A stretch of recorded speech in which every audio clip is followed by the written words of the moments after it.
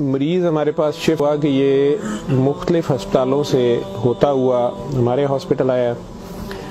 بالکل سوکھ کے وہ کانٹا ہوا تھا. 55-60 سال کا وہ آدمی تھا, بہت ہی پتلا دبلا, اور ہماری زبان میں یوزلی ہم کہتے ہیں بون اینڈ سکن, پانی کی شدید کمی اور برا حال. عمر اس کی 55-60 سال تھی. جو اس کے ساتھ ایک ہی لڑکی تھی وہ 20-25 سال کی تھی, اور وہ اپنے آپ کو اس کی بیوی بتاتی تھی.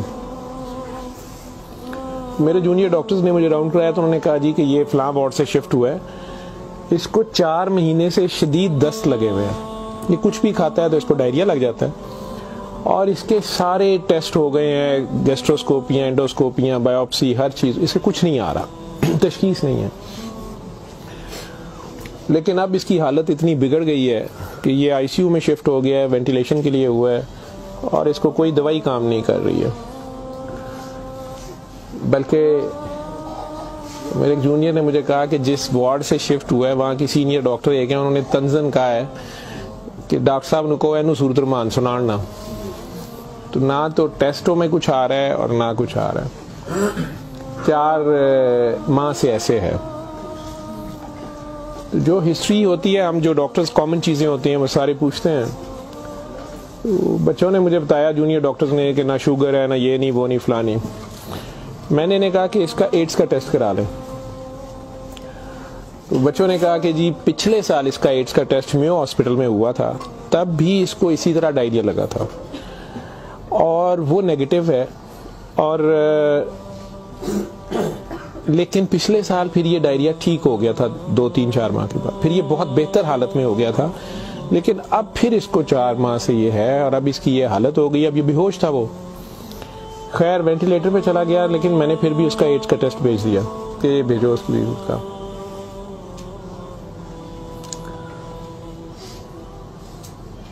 سورہ رحمان ہمارے آئی سی یو میں ویسے ہی لگتی ہے, صبح دوپہر شام, کئی بار مس ہو جائے, دن میں کم از کم ایک بار ضرور لگ جاتی ہے. کوئی نہ کوئی ڈاکٹر نرس ڈیوٹی اپنی سمجھ کے اس کو لگا دیتے ہیں. وہ بھی لگ رہی تھی, سارے پیشنٹس تھے. جہاں تک جتنی میری یادداشت ساتھ دیتی ہے کہ تیسرا دن تھا تو میری جونیئر ڈاکٹر کا مجھے فون آیا, بڑا پینکی.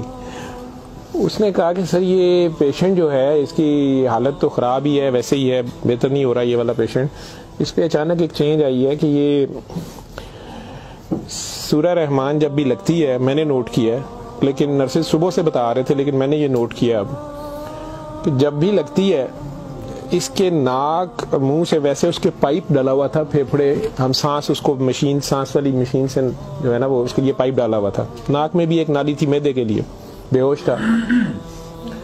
اس نے کہا جی اس کے ناک میں سے سنڈیاں ابلنا شروع ہو جاتی ہیں باہر کو, اور نرسز اس کے اوپر ڈیوٹی کرنے سے تنگ ہو رہے ہیں. تو اب سکر ایک مشین ہوتی ہے جس سے ہم مریض کے اندر سے ایک بلغم نکالتے ہیں جو نیگیٹو پریشر سے سک کرتی ہے. سر اس کو ہم سک کرتے ہیں, لیکن یہ نہیں سمجھ آ رہی کہ یہ کہاں سے آ رہے ہیں. میں نے کہا اس کے معدے سے کھینچ کے دیکھیں. انہوں نے کہا جی ادھر سے نہیں آ رہے. میں کہ ان کی سانس والی نالی سے آ رہے ہیں, جی اس میں سے بھی نہیں آ رہے. لیکن جب سورہ رحمان بند کرتے ہیں یہ ختم ہو جاتے ہیں, یہ باہر نظر نہیں آتے. یہاں ہماری ہڈیوں میں خالی جگہ ہوتی ہے, انہیں ہم سائنس بولتے ہیں ڈاکٹرز. میں نے کہا یار پھر اس کے یہ سائنس سے آ رہے ہیں, اور میڈیکلی ہم اسے میگٹس انہیں کہتے ہیں. ہم شوگر کا مریض بچڑا آخری سٹیج پہ, کئی بار اس کے زخم بہت خراب ہو جائے تو اس میں کیڑے کئی بار پڑ جاتے ہیں اس طرح. لیکن یہ چیز میں نے نہیں سنی تھی, اور نہ ہی اس کی کوئی, نہ وہ شوگر کا مریض تھا نہ کچھ اور تھا. میں نے ڈاکٹر صاحب سے کہا کہ آپ جو ہے نا اس کا یہ تو اب اینٹی بایوٹکس جا رہی ہیں, سارا کچھ جا رہا ہے, ویسے اس کے ایڈز کے ٹیسٹ کا پتہ کرے وہ کب تک آئے گا. تو مجھے لگ رہا ہے کہ اس کی قوت مدافعت کوئی نہیں ہے, اور یہ کیڑے اس طرح پڑ گئے ہیں, لیکن اس کے علاوہ کوئی اور رشتہ دار اس کا ہے ہی نہیں ہے, اور وہ کوئی چیز لا بھی نہیں رہی. دوائیاں بھی ہم نے خود اپنے فنڈ سے شروع کر لی ہیں. اس کا کرنا کیا ہے؟ اور مسئلہ یہ ہے کہ یہ جس وقت سورہ رحمان لگتی ہے تو یہ کیڑے اس کے اب تو آنکھوں سے بھی کچھ نکلے ہیں, تو اس کے ناک اور منہ سے ابلنا شروع ہو جاتے ہیں. لیکن جب ہم بند کرتے ہیں تھوڑی دیر بعد وہ منہ میں کہیں نظر نہیں آتے. تو ہمارا یہ خیال تھا کہ سورہ رحمان بند کر دیتے ہیں. اس کی بیوی نے بھی کہا کہ یہ تم لوگ پھر بند کرو, پتہ نہیں کیا تم لوگ لگاتے ہو. تو وہ جو ہماری نان مسلم سسٹر تھیں, انہوں نے اسے کہا کہ میری بات سنو, مجھے نہیں پتا اسے کیا بیماری ہے, لیکن وہ اسے پریئر کہتی تھی. انہوں نے کہا جب یہ پریئر لگتی ہے نا یہ کیڑے اس کو چھوڑ کے بھاگتے ہیں. ٹھیک ہے, تو میں تو کہتی ہوں اس کو 24 گھنٹے یہی سنائی جاؤ. جب میں نے یہ باتیں سنی تو خیر میں نے کہا کہ اس کی بیوی کو کہو کہ وہ رپورٹ کا یا ہمیں رسید دے دیں, ہم خود اپنے طور پہ پتہ کر لیتے ہیں. تو میں راؤنڈ کرنے کے بعد وہ بندی خود ہی آ گئی میرے پاس. مجھے نہیں پتا تھا کہ وہی سسٹر نے اس کی بٹھا کے کہیں کاؤنسلنگ کی تھی. اسے انہوں نے کہا کہ اس کو ہمیں شک ہے کہ ایڈز نہ ہو, کہ اس کی قوت مدافعت نہیں ہے, اس طرح کیڑے اس کو پڑ گئے ہیں, کچھ ہو گیا, شاید کمزوری سے ہو گیا, بیماری کی کمی سے ہو گیا. تو یہ اس کا ہم پتہ کرنا چاہ رہے ہیں. ادروائز تو جو دوائیاں ہیں وہ وہی رہنی ہیں. کچھ طرح کی اس نے بات کی, کہتی کہ وہ ڈر گئی ہے تھوڑی سی, اور وہ کہتی میں نے بڑے ڈاکٹر صاحب سے کوئی بات کرنی ہے. بہرحال اب مجھے جتنا یاد ہے میں 1 سال بڑی سوچا ہے اس کے اوپر کہ میں اس کو بیان کروں یا نہ کروں لوگوں کے سامنے. اس عورت نے بڑی خوفناک کہانی مجھے سنائی. جب اسے یہ ڈر پڑا نا کہ اس کو ایڈز نہ ہو اور اس کو نہ ایڈز لگ گئی ہو, اب وہ مجھے کہنے لگی کمرے میں آ کے کہ ڈاکٹر صاحب یہ جو میرا میاں ہے نا یہ اصل میں جادوگر ہے. میں نے کہا آپ نے تو پہلے دن لکھوایا کہ یہ رکشہ چلاتا تھا اور رکشہ ڈرائیور ہے. اس نے کہا جی یہ رکشہ ڈرائیور تو ہے لیکن یہ جادوگر ہے, کالا جادو کرتا ہے, لیکن کرتا قرآن سے تھا. مجھے ہنسی آ گئی. میں نے کہا قرآن سے کالا جادو کیسے ہو سکتا ہے. بہرحال ٹو کٹ اٹ شارٹ, اس عورت کی ہمارے وہ ڈاکٹرز نے مجھے, چونکہ وہ ویڈیو میرے پاس وہ صرف پڑی ہے جس میں وہ کیڑے پلیٹ میں ہماری اسے ڈش کہتے ہیں اس میں وہ نکال کے وہ ڈال رہے تھے, تو مجھے انہوں نے بھیجے کہ اس کا کرنا یہ کیا ہے. پہلی رات جب انہوں نے مجھے میسج کیا رات کو واٹس ایپ پہ, تو وہ ویڈیو میرے پاس پڑی ہوئی ہے. اور نے مجھے بتایا جی کہ میں خود کسی کی بیوی تھی, اس کی ماں مجھے بڑا تنگ کرتی تھی اور میں چاہتی تھی کہ یہ میرے انڈر آ جائے. مجھے کسی عورت نے, دوسری نے بتایا, ہمسائی نے بتایا کہ یہ خامن تمہارا غلام ہو جائے گا, تم اس کے پاس چلی جاؤ. باقی تفصیلات میں نہیں جاتا. جو کچھ اس نے مجھے بتایا, اس نے کہا جی کہ یہ اس کا جادو کا توڑ ہی نہیں تھا اور اس کا کام لازمی اس کا ہوتا تھا, یہ جیسے بھی کرتا تھا. طریقہ کار اس نے کیا کہا جی, اس نے کمرے میں اندر ایک گاؤ تکیہ رکھا ہوتا تھا, اس کے اوپر اس نے وہ جس طرح اسمائلی ہوتا ہے, جو مجھے سمجھ آئی کہ اس نے کوئی بت سا بنایا ہوا تھا, اس کمرے یہ بٹھاتا تھا اور وہ لوگوں کو پہلے تو قرآن شریف بھی پتہ نہیں پڑھنے وہ کہتا تھا, کچھ کرتا تھا, پھر ان کی بات سنتا تھا, سارا کرا کے جو مجھے اس کا طریقہ واردات سمجھ آیا یا جو بھی تھا. اس نے کہا جی کہ جو غرض مند ہوتا تھا نا, وہ دیوانہ عورتیں بڑی دیوانی ہوتی تھیں, ٹھیک ہے, یا ینگ لڑکے لڑکیاں کہ میری وہاں شادی ہو جائے, وہاں ہو جائے, اولاد ہو جائے, کئی لڑکے آتے تھے. تو جو اس نے سب سے گندی بات مجھے بتائی, بڑی فضول جو اس کی حرکت تھی یا جو بھی, وہ اسلام تو ہو ہی نہیں سکتا. اس نے کہا جی یہ ان عورتوں کو اور اپنے بارے میں اس نے کہا کہ میں نے بھی یہ غلطی کی, میرے سے بھی یہ گناہ ہوا, لیکن مجھے گناہ ثواب کا اتنا نہیں پتا تھا. تو یہ پہلے وہ تکیے کو سجدہ کراتا تھا, خود اس کے پیچھے کھڑا ہو جاتا تھا, پھر وہ کہتا تھا کہ یہ اصل میں تم لوگوں پہ کالا جادو ہوا ہے, اس کو توڑنے کے لیے پتہ نہیں نوری بڑا ضروری ہے, ٹھیک ہے. پھر وہ ہمیں کہتا تھا کہ وضو کر کے آؤ, ٹھیک ہے, وضو کر کے آتے تھے, وہ پتہ نہیں کون سی صورت پر وہ کئی صورتیں مکس کرتا تھا. یہ سب کرتے کراتے 1-2 سیشنوں کے بعد کچھ نہیں لیتا تھا. پھر جو زیادہ لوگ اپنے کام کے پیچھے دیوانے ہوتے تھے, ان کو بتاتا تھا کہ اس میں بڑے پیسے بھی لگیں گے, یہ جان پہ کھیلنا پڑنا ہے, پتہ نہیں کیا کرنا, اور تمہیں بھی میرے ساتھ کرنا پڑے گا, اس میں بڑا کچھ جو ہے نا رسک ہے, لیکن کام تمہارا ہو جائے گا.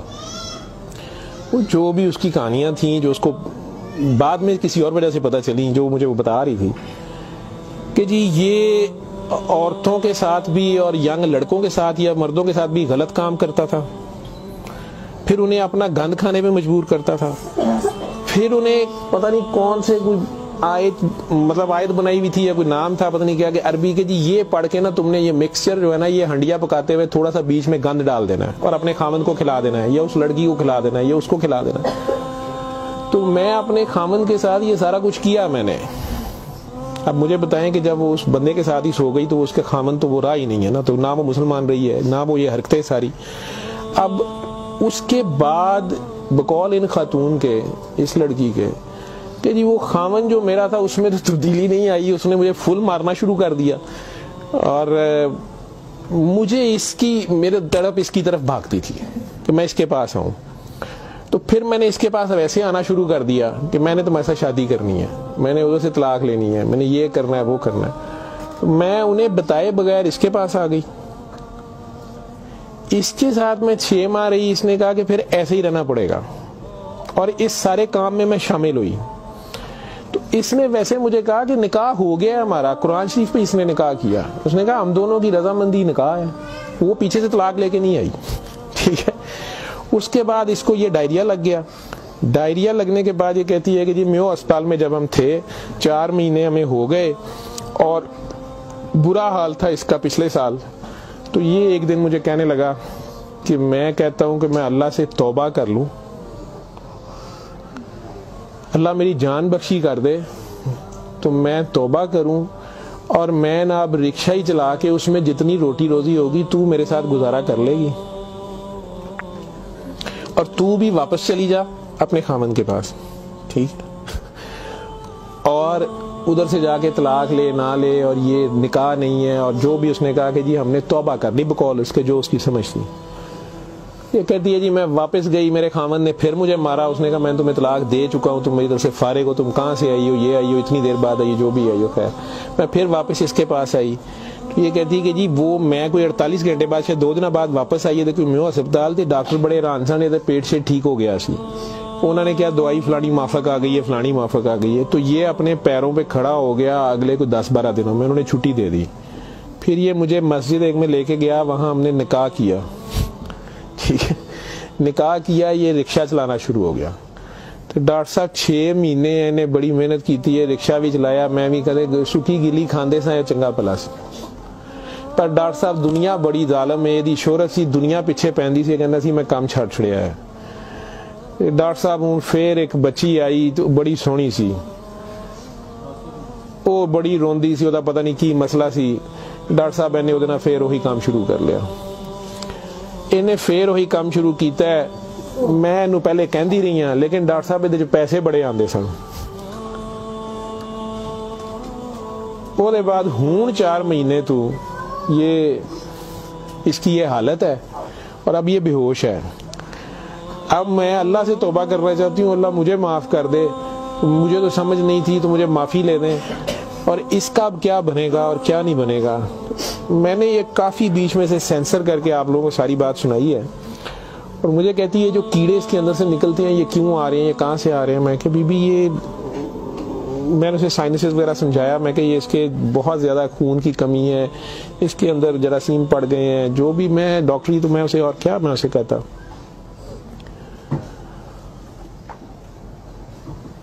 اور اس وقت ساری بات سنا کے تو اس نے وہ رپورٹ اندر سے نکالی, اور مجھے کہتی ہے جی یہ رپورٹ میں تو اس کو HIV کی رپورٹ تھی کہ جی وہ اتنے رپورٹ والے مینوں کہا ہے کہ ڈاکٹر صاحب فوراً جا کے دیو, تو تسی وہ لیبارٹری میں کہیں پوچھتی رہی. تو انہوں نے کہا جی تسی اتھوں جا کے پوچھو. تو میں دسیا میرے خامن دی, مینوں دسو, نے کہا تسی اپنی بھی کراؤ. تو ڈاکٹر صاحب یہ رات دی میرے کول ہے, تو مینوں تو نہیں بیماری ہوئے گی, میں سورۃ الرحمان سن لا. میں نے کہا جی آپ بھی سنیں, 7 دن سنے, میں آپ کو کیا کہہ سکتا ہوں. 1 دن وہ اور زندہ رہا, بندہ مر گیا. آخر تک اس کے کیڑے وہ آتے رہے اسی طرح. جب بھی وہ سورہ رحمان لگتی تھی وہ ایسے ہوتا تھا جیسے ابلتے تھے باہر کو, ناک سے اس کے, مطلب وہ 1-2 نہیں ہوتے تھے کہ جنہیں آپ پکڑ کے سائڈ پہ کر دیں. میں نے بتایا نا کہ وہ شکر مشین رکھ کے, تو اس سے وہ شکر میں ہم شک کرتے تھے اس کو سارا, وہ مشین میں جاتے تھے, لمبی سنیاں اس کی, ناک سے منہ سے. اور آخر میں وہ عورت بھی اس کی ڈیڈ باڈی لینے میں بھی تیار نہیں تھی. نہیں جی یہ میں انہوں کتنے دباں گی, یہ وہ. میں کہ نہیں اب اس کو, یہ تو آپ نہیں لے کے جانا, ہم ہاسپٹل سے ہم اور کیا کر سکتے ہیں.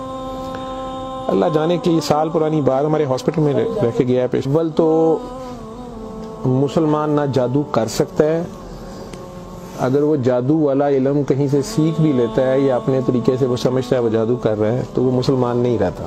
ایک چیز, قرآن کو ہی لوگ مس یوز کرتے ہیں, ناپاک حالت میں غلط طریقے سے بڑا کچھ کرتے ہیں, اور کئی بار ہم ناسمجھی میں بھی اپنا خسارہ بڑھاتے ہیں, ہمیں سمجھ نہیں ہوتی اور ہم کچھ چیزیں کرتے ہیں. قرآن خود کہہ رہا ہے کہ اس سے مومن کے لیے شفا اور رحمت ہے، اور ظالم اسی میں سے اپنے لیے خسارہ بڑھاتے ہیں۔ اپنی جان پہ ظلم کرنا بھی ظلم ہی ہوتا ہے۔ تو اول تو مسلمان جادو نہ کر سکتا ہے، نہ کسی دوسرے پہ کرواتا ہے، اگر دوسرے پہ بھی کرواتا وہ مسلمان نہیں رہتا۔ جب آپ جادو کے چکر میں پڑیں گے یہ خود شرک ہے، آپ اللہ بننے کی کوشش کر رہے ہیں نا، آپ اپنی مرضی کے ریزلٹس لینے کی کوشش کر رہے ہیں، ٹھیک ہے، مافوق الفطرت طریقے سے، اور پھر اس سے زیادہ بڑی بدبختی کہ اللہ کے کلام کو مس یوز کر کے اشارہ کر کے، تو وہ مسلمان نہیں رہتا۔ میں نے اس دن بھی بتایا تھا، وہ بچی امریکہ سے جو فون کر رہی تھی آپ لوگوں کے سامنے، یہاں میں نے اسے کلمہ شہادت پڑھایا تھا، اسے دوبارہ کلمہ پڑھوایا تھا کیونکہ اس کو پتہ نہیں تھا، یہاں وہ آئی تو وہ اس سے یہی کام کسی اور نے کروایا، وہ مسلمان رہ ہی نہیں گئی ہوئی تھی، اور خامن سے لڑائی اس کی چل رہی تھی، ان کا آپس میں فساد ہو جاتا تھا، ٹھیک ٹھاک پرابلم ہے، اسے دوبارہ سے باوضو ہو کے آپ کلمہ پڑھیں، زندگی میں اگر ایسی کبھی غلطی کر دی ہے تو اللہ سے معافی مانگیں اور دوبارہ سے کلمہ پڑھ کے مسلمان ہو۔ دوسرا، اگر آپ میں سے کسی کو وہم ہے کہ آپ لوگوں پہ جادو ہے تو کسی بابے کے پاس جانے کی ضرورت نہیں ہے۔ یہ تو فٹافٹ آپ لوگ کہتے ہیں کہ جادو برحق ہے، اور جی جادو نبی کریم صلی اللہ علیہ وسلم پہ بھی ہو گیا تھا۔ نبی کریم صلی اللہ علیہ وسلم نے اس کو کیسے توڑا تھا، انہوں نے کیا طریقہ بتایا ہے؟ ایک بار سورہ فلق، ایک بار سورہ ناس، یا آپ 3 بار سورہ فلق 3 بار سورہ ناس پڑھ لیں، جادو ختم ہو گیا۔ اعوذ باللہ من الشیطان الرجیم پڑھتے ہی ختم ہو گیا۔ ویسے تو مسلمانوں پہ تو ہوتا ہی نہیں ہے، میں نے سورہ مومنون کی 89 آیت بار بار ریفرنس دیا ہے، میں کسی بحث میں نہیں مذہبی میں پڑھنا چاہتا، اللہ بڑے واضح طریقے سے اس میں بتا رہے ہیں کہ ان سے پوچھو، سورہ مومنون میں 84 سے 89 تک، ان سے پوچھو کہ آسمان اور زمین کا مالک کون ہے، یہ سارا کچھ کس نے بنایا، یہ فوراً کہیں گے اللہ نے۔ ان سے پوچھو تمہاری زندگی اور موت کا ہر چیز کون فانی، کہیں گے اللہ نے۔ ان سے پوچھو پھر تم کہاں سے جادو کر دیے جاتے ہو، جب ہر چیز کا مالک وہ ہے تو پھر یہ جادو تم لوگوں پہ کہاں سے ہو جاتا ہے؟ یہ ہماری اپنی سوچ میں ہوتا ہے۔ 99% لوگ تو سائیکی کے مریض بنے ہوتے ہیں، اور یہ اصل میں آپس کی نفرت ہوتی ہے، ہماری آپس کی نفرت، حسد، کینے، بغض، لالچ، ہوس، یہ جو ہماری سوچ کی لہریں ہیں یہ ضرور ایک دوسرے کو ڈسٹرب کرتی ہیں۔ یہ نظر لگ جاتی ہے، ماں کی نظر اپنے بچے کو لگ جاتی ہے، پیار سے ہی دیکھ لیں، اس کو زیادہ انرجی چلے گئی، بیچ میں ماشاءاللہ نہیں کہا، فوکس اللہ سے ہٹا، بچے پہ گیا آپ کا، تو اللہ کے ریفرنس سے اس بچے کو دیکھیں کہ ماشاءاللہ میرا بیٹا کتنا پیارا، تو پھر نظر نہیں لگتی ہے۔ یہ باتیں آپ کو سمجھائی گئی ہیں کہ فوکس آپ کا اللہ رہے۔ نعوذ باللہ نعوذ باللہ نعوذ باللہ، کئی بچے میرے ساتھ زیادہ پیار سے جب زیادہ چلتے ہیں، آپ اللہ ہیں، نعوذ باللہ میں اللہ کیسے ہو سکتا ہوں؟ پھر انہیں میں کہتا ہوں کہ بیٹا یہ کفریہ کلمہ ہے، کسی بات سے کوئی بندہ مدتوں سے پھنسا ہوتا ہے، اس میں سے نکلتا ہے، کئی بہت بڑی بات کر دیتے ہیں، ہوش کے لوگ نہیں ہوتے ہیں، جب تک ہوش میں نہیں ہوتے ہیں تو اس وقت تک تو ان پہ حد نہیں لگتی، لیکن جب ہوش آ گئی ہے اس کے بعد یہ بات کفر میں آتی ہے، اور اللہ یہ برداشت نہیں کرتا۔ آپ ناسمجھی میں بھی کر رہے ہو، بچہ ناسمجھی میں بھی الٹی سیدھی حرکتیں کر رہا ہو تو ماں تو کان پکڑ لیتی ہے، اس نے بھی اسے سکھانا تو ہوتا ہے، اسے ثابت تو کرائے گا، پہچان تو کرا کے چھوڑے گا اللہ کون ہے، اللہ کہاں ہے، ٹھیک ہے۔ آیت الکرسی کا مطلب ہے کرسی کی نشانی، کرسی کا اشارہ، ٹھیک۔ جب آپ خوف کی حالت میں ہیں تو وہ پڑھ لیں، یا آپ کو لگتا ہے کہ ہمیں کوئی مسئلہ نہ ہو تو پڑھ لیں، اس کا مطلب یہ نہیں ہے کہ وہ آیت الکرسی کے لفظ یا آیت الکرسی کے وہ آپ کی حفاظت کرتے ہیں، اس کا مطلب کیا ہے؟ عربز کو تو پتہ چلتا تھا پڑھتے ہوئے کہ وہ کیا کہہ رہے ہیں، وہ ساری اللہ کی حمد اور اللہ کی شانیں بیان ہو رہی ہیں، تو کرسی کی بات ہو رہی ہے کہ کرسی زمین و آسمان پہ ہر طرف وہ ہے، تو اصل میں تو کرسی والے کی بات ہو رہی ہے، تو جو کچھ کرنا ہے کرسی والے نے کرنا ہے، تو اگر کرسی والے سے آپ کا دھیان ہٹ گیا، ٹھیک ہے، تو آپ کرسی کی پورا شروع ہو گئے، تب بھی پھنس گئے آپ۔